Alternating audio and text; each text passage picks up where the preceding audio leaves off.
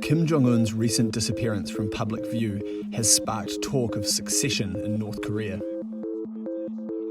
Any change to the leadership in Pyongyang threatens a struggle for control of one of the world's most dangerous stockpiles of nuclear and chemical weapons.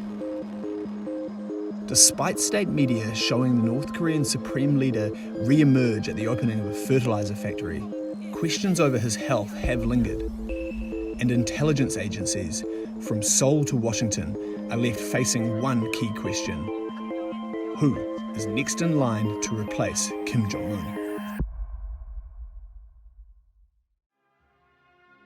When Kim Jong Un was handed power after the death of his father, Kim Jong-il, in 2011, experts braced themselves for regime collapse.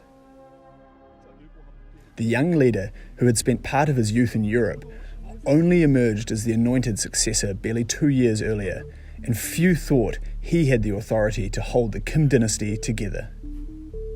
However, the now 36-year-old dictator defied expectations by removing threats to his power, including the brutal killings of his uncle and half-brother. With few close family members left, and his own children believed to be far too young, the next in line could be Kim Yo Jong, the Supreme Leader's younger sister.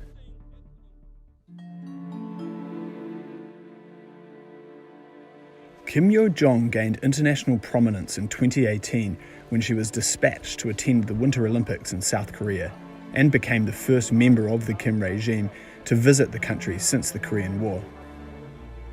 She is believed to have important roles in political departments in Pyongyang, and is seen to be a top advisor to her brother, including during his flurries of brinkmanship and diplomacy with Donald Trump.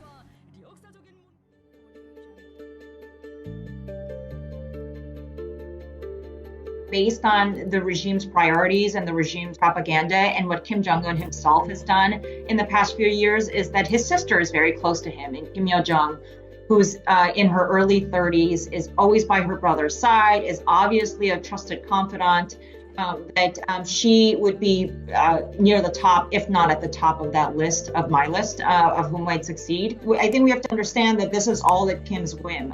He has been purging, demoting, shuffling leaders left and right, hundreds of officials since he came to power, and that's a way of keeping everybody on their toes.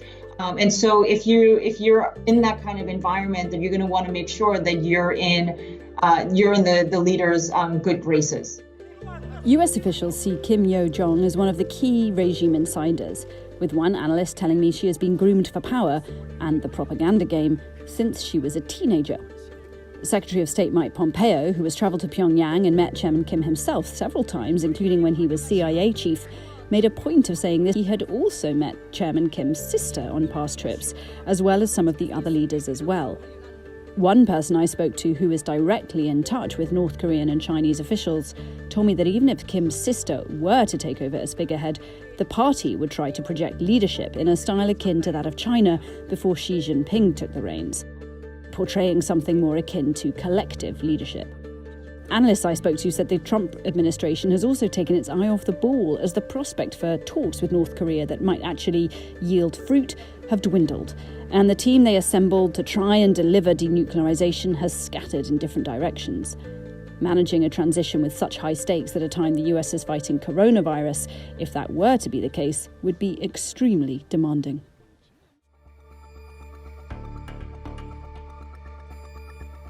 The speculation over Kim's health and whereabouts has also highlighted just how little insight we have into the North Korean leadership.